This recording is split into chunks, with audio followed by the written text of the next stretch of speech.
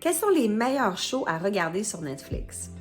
Alors, les meilleurs shows vont avoir 3 choses en commun. Les meilleurs shows vont avoir des personnages très attachants. Right? Est-ce que vous êtes déjà remarqué, vous avez fini une série sur Netflix, puis vous vous ennuyez des personnages? C'est drôle, hein? Parce qu'on a passé tellement de temps avec eux. Quand j'ai regardé La Maison de papier, Casa de Papel, je m'ennuie du professeur. Ah, c'est drôle! Alors, comment est-ce qu'on peut utiliser ça dans notre vie de tous les jours? Puis je vous reviens avec ça, je vous donne les 2 autres éléments clés pour un bon show sur Netflix. Alors, le premier, c'est sans aucun doute les personnages, parce que les personnages, ils sont attachants, on s'attache à eux, on est des humains, puis on s'attache aux humains. Okay? La deuxième chose, c'est l'histoire. On aime un show où il va y avoir une super histoire, une histoire cool, une histoire qui est intéressante, puis elle va être racontée de façon intéressante aussi. Alors, l'histoire, c'est très important également. Avez-vous déjà commencé une série à la saison 3, épisode 15? Bien, c'est parce que là, vous n'allez pas connaître l'histoire, vous allez tout mêler.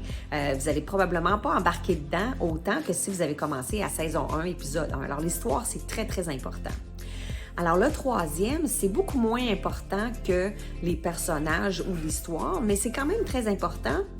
Pour certains shows qu'on regarde, on est impressionné parce que c'est majestueux, comme Games of Thrones, comme House of the Dragons, ou les shows qui sont vraiment sur grand écran, Avatar, qu'on voit, qui nous émerveille parce que c'est tellement bien fait, la cinématographie est incroyable.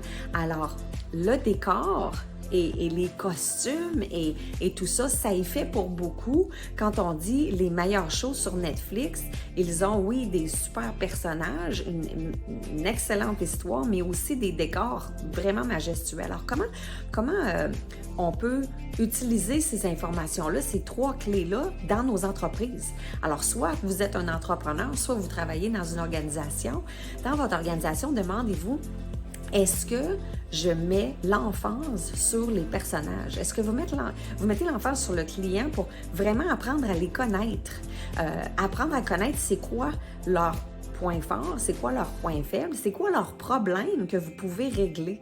Puis à l'intérieur de votre entreprise, si vous gérez une équipe, est-ce que vous connaissez vraiment les joueurs, les membres de votre équipe? Est-ce que vous connaissez les personnages? Alors intéressez-vous à connaître les personnages. Le deuxième, c'est l'histoire. Connaissez-vous l'historique de l'entreprise où vous êtes? Est-ce que vous pouvez apprendre de l'industrie dans laquelle vous êtes? C'est quoi l'histoire de l'industrie? Qu'est-ce qui se passe à ce moment-ci?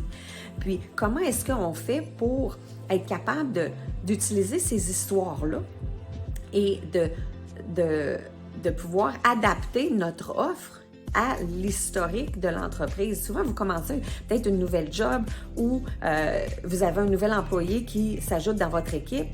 Avez-vous pris le temps d'apprendre son histoire? Il vient d'où, ce gars-là, cette fille-là? Qu'est-ce qu'ils ont fait avant? Qu'est-ce qu'on peut utiliser de leur passé, finalement? Parce qu'il y a sûrement des choses qui peuvent être utiles dans leur passé.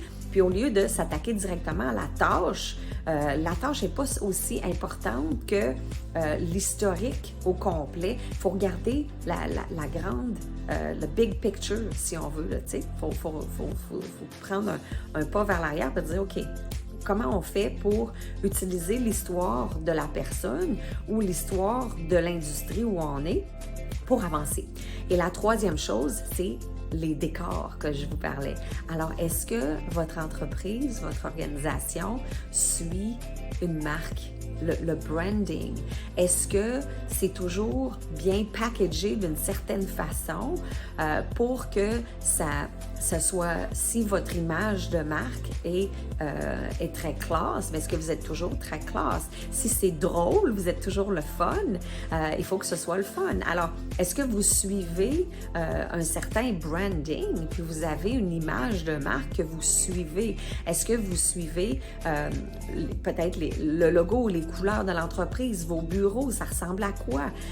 Quand vous postez sur les médias sociaux, est-ce que vous êtes toujours bien packagé? Est-ce que ça suit votre marque de commerce? Alors, les 3 clés pour les meilleures choses sur Netflix, les personnages, l'histoire et la marque de commerce ou les décors dans le cas des shows de Netflix. Alors, j'espère que vous avez aimé le blog cette semaine. On se revoit le mois prochain.